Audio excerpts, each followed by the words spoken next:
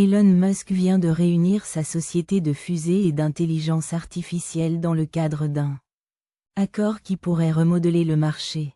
SpaceX acquiert Xai. Cette valeur représente l'entreprise combinée à environ 1,25 billion. Ce qui la place sur la bonne voie pour devenir l'entreprise privée la plus précieuse au monde. Elon prévoit également d'introduire l'entité issue du regroupement sur le marché public plus tard. Cette année, Madison Alworth a suivi cet accord de très près. Madison, c'est très fascinant ce qu'il fait ici. Il débloque vraiment beaucoup de choses pour Musk et les objectifs vraiment ambitieux qu'il a. Car ce portefeuille d'entreprise comprend désormais des fusées. Le Grok chatbot de Xai et la plateforme de médias sociaux X. Cela l'aide vraiment à pousser et à financer ses ambitions coûteuses de dominer non seulement l'intelligence artificielle mais aussi l'exploration spatiale.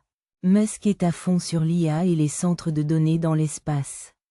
Il pense que c'est le seul moyen de répondre aux demandes d'énergie et d'espace de notre course à l'IA. Dans l'annonce, écrit-il, cela marque non seulement le prochain chapitre mais le prochain livre de la mission de SpaceX et Xai. Visant à créer un soleil sensible pour comprendre l'univers et étendre la lumière de la conscience aux étoiles, Musk prévoit que son programme de fusée explosera à l'avenir. Pour mettre les choses en contexte, en 2025, SpaceX a lancé un nombre record de 165 fusées. Musk dit que cela devra être intensifié si nous voulons installer des centres de données dans l'espace. Il prévoit que nous aurons à l'avenir des lancements toutes les heures.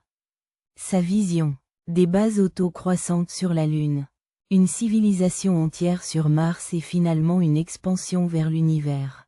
Mais les Américains disent « Wow, wow, wow, wow, wow, pas si vite. » Elon, un sondage New Fox que nous venons de consulter montre que 6 électeurs inscrits sur 10 pensent que l'utilisation de la technologie de l'IA se produit trop rapidement et que leur confiance dans la capacité du gouvernement à la réglementer correctement continue de diminuer. Mais ces sociétés d'IA ne ralentissent pas. Xai, Anthropic et OpenAI sont tous en course pour les introductions en bourse. Ce que nous pourrions voir cette année. Cheryl, une grande partie du pipeline et un bon environnement réglementaire également. Madison Alvor. Merci beaucoup. Je l'apprécie vraiment. Eh bien, la décision du PDG de SpaceX et de Xai, Elon Musk, a divergé ces deux entreprises, pourrait laisser aux premiers investisseurs un énorme gain. S'ils réussissaient une méga introduction en bourse, cela inclut les employés détenant des capitaux propres de l'entreprise. Anthony Papagliano, PDG de Professional Capital Management. Postant hier sur X, imaginez que vous allez travailler chez X et que vous regardez la valeur de vos capitaux propres disparaître dans les airs. Ne vous retrouvez qu'avec une pré-IPO. L'action SpaceX est aux portes de la plus grande introduction en bourse de l'histoire. Sauvage.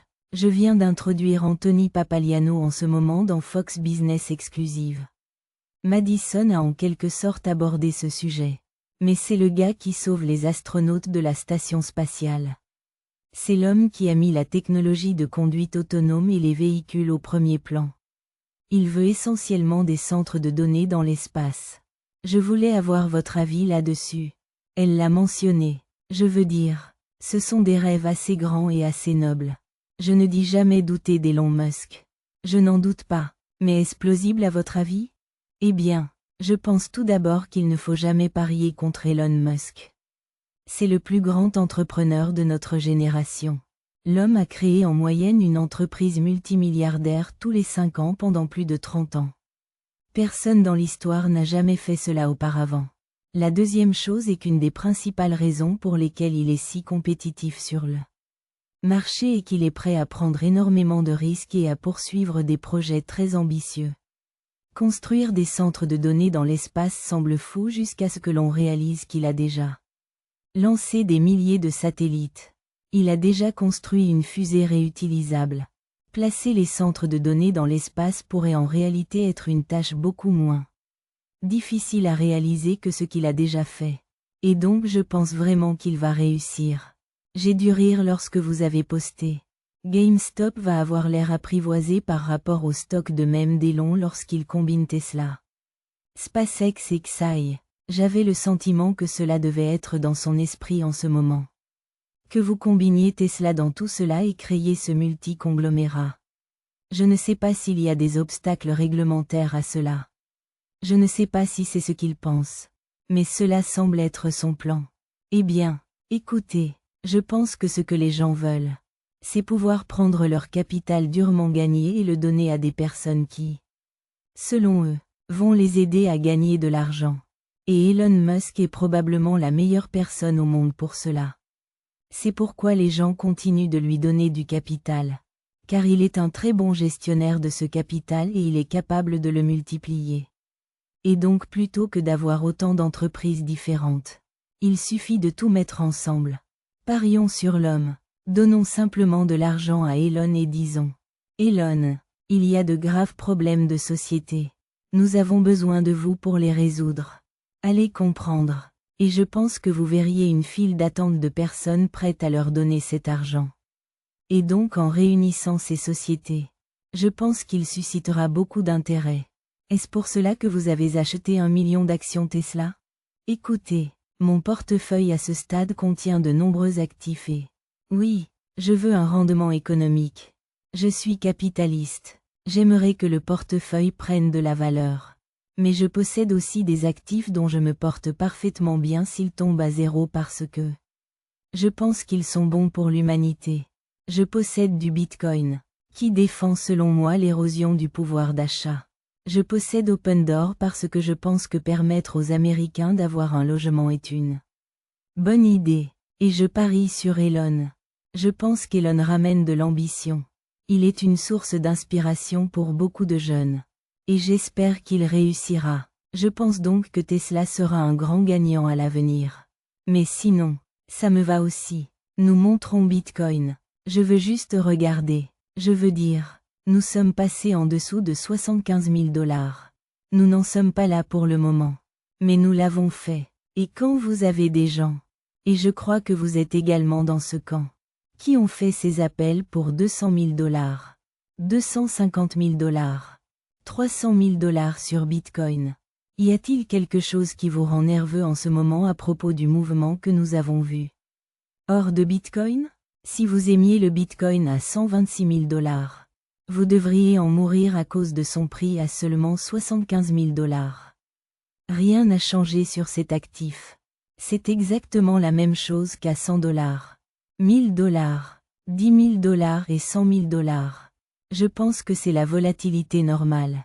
Et maintenant, ce qui est unique sur ce marché, c'est que c'est la première fois qu'un grand nombre d'investisseurs de Wall Street se lancent dans les montagnes russes du Bitcoin. Et donc un retrait de 40%. Franchement, cela reste un retrait pour les fourmis par rapport au retrait passé de 80%. Et je pense que Wall Street n'est tout simplement pas habitué à cela.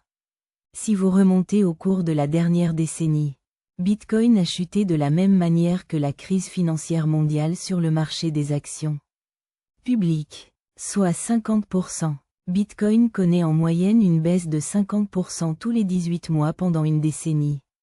Les investisseurs Bitcoin ne s'inquiètent pas de cela. Mais les gars de Wall Street, c'est leur première expérience, alors ils sont en train de comprendre.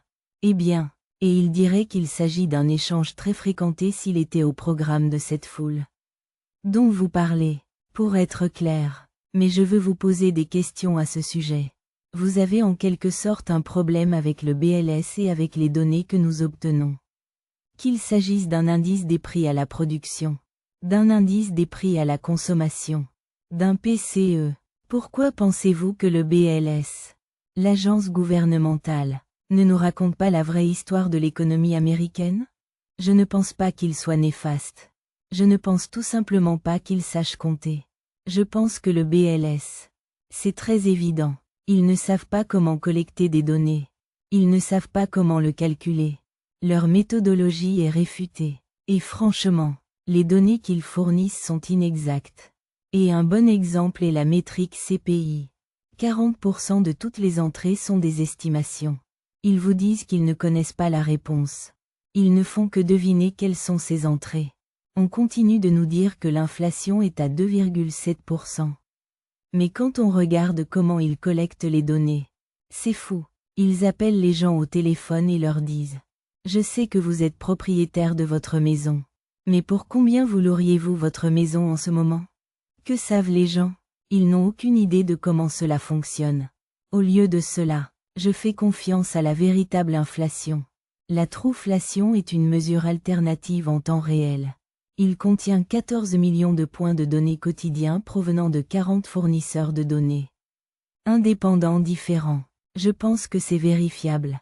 C'est en temps réel et c'est beaucoup plus précis. Et la véritable inflation nous indique que l'inflation est désormais inférieure à 1%.